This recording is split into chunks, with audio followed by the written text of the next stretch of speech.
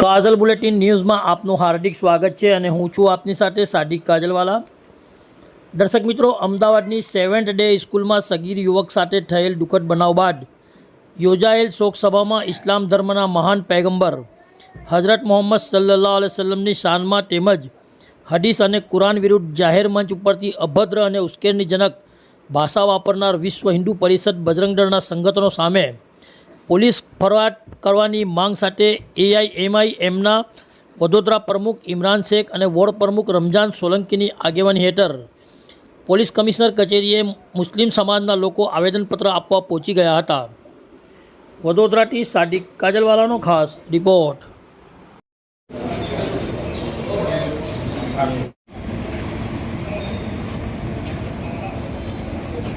લઈને આજે અહીંયા કમિશનર કચેરી આવ્યા છે।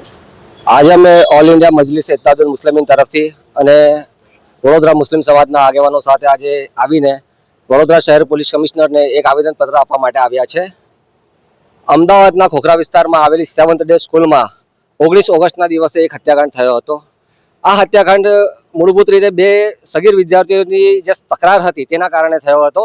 એટલે મીડિયામાં અને કેટલાક કટ્ટરવાદી સંગઠનો દ્વારા તથાકથિત રીતે એવું કહેવામાં આવ્યું કે એક મુસ્લિમ સગીર વિદ્યાર્થી દ્વારા હત્યા કરવામાં આવી છે। શૈક્ષણિક સંકુલમાં આ પ્રકારની હત્યાને અમે સખત શબ્દોમાં વખોડીએ છીએ। પીડિત પરિવાર સાથે અમારી સંવેદનાઓ છે। પીડિત પરિવારને જલ્દીથી ન્યાય મળે તેવી અમે સરકાર સામે અપેક્ષા રાખીએ છીએ।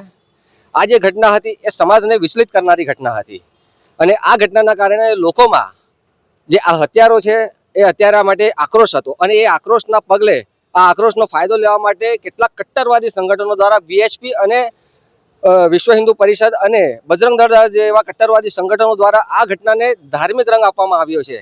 23 ઓગસ્ટના દિવસે જે મૃતક છે નયન સંતાની તેની શોકસભા રાખવામાં આવી હતી અને આ શોકસભામાં જે ધર્મેન્દ્ર ભવાણી જે વીએચપીના નેતા છે તેમણે અમારા ઇસ્લામના મહાન પૈગંબર હઝરત મોહમ્મદ રસૂલુલ્લાહ સલ્લલ્લાહુ અલૈહિ વસલ્લમની શાનમાં અને કુરાન અને હદીસ વિશે અભદ્ર ટીકા ટિપ્પણીઓ કરેલી છે, અપમાનજનક ટીકા ટિપ્પણીઓ કરેલી છે।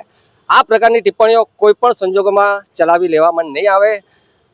જે મહામંડલેશ્વર છે ઈશ્વર નંદિની તેમણે તલવાર લહેરાઈને જાહેર મંચ પરથી મુસ્લિમ સમાજ વિરુદ્ધ લોકોને ઉશ્કેરવાનું કામ કરેલું છે।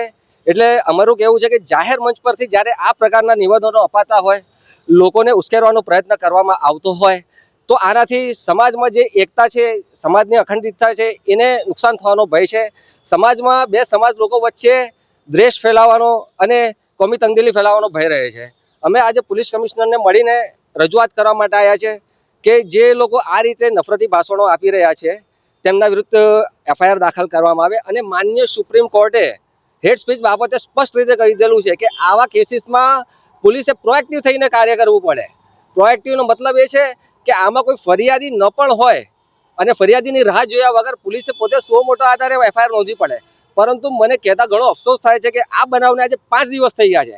5 દિવસ થયા છતાં પણ આજે ના કોઈ ગૃહમંત્રી શ્રી, ગૃહ સચિવ શ્રી, ડીજીપી સાહેબ, અમદાવાદના પોલીસ કમિશનર કે સંબંધિત જે પણ અધિકારી છે તો અત્યાર સુધી એક પણ એફઆઈઆર કે કોઈ પણ કાયદાકીય પગલાં લીધા નથી। એટલે અમને એવું લાગી રહ્યું છે કે સરકારના જે સંબંધિત જે અધિકારીઓ છે તે કાયદો અને વ્યવસ્થાની જે સ્થિતિ છે તે બાબતે ગંભીર નથી।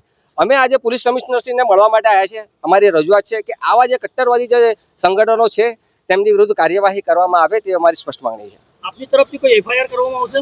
જો અમે તૈયારી બતાવશે પોલીસ કમિશનર સાહેબ, ચોક્કસપણે અમે એફઆઈઆર માટે જો હું પોતે પણ આમાં ફરિયાદી બનવા તૈયાર છું, એટલે એમાં કોઈ શંકાની નથી। પણ અમે એવું કહીએ છીએ કે સુપ્રીમ કોર્ટે જે ગાઈડલાઇન્સ આપેલી છે હેટ સ્પીચ બાબતે એનું સંપૂર્ણપણે પાલન થવું જોઈએ અને સુપ્રીમ કોર્ટે સ્પષ્ટ કીધું છે કે આ પ્રકારના કેસોમાં એફઆઈઆર નોંધવામાં જો કોઈ પ્રકારનો સંકોચ થશે તો જે અધિકારીઓ આમાં સંકોચ કરી રહ્યા છે તેમના વિશે પણ, તેમના વિરુદ્ધ પણ કન્ટેમ્પ્ટ ઓફ કોર્ટની કાર્યવાહી થઈ શકે છે। એટલે અમે કહીએ છીએ કે તમે આમાં કાર્યવાહી કરો।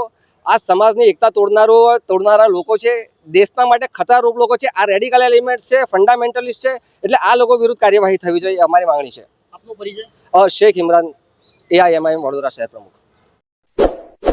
इस वीडियो को लाइक करें, हमारे चैनल को सब्सक्राइब कर बेल आइकन जरूर प्रेस करें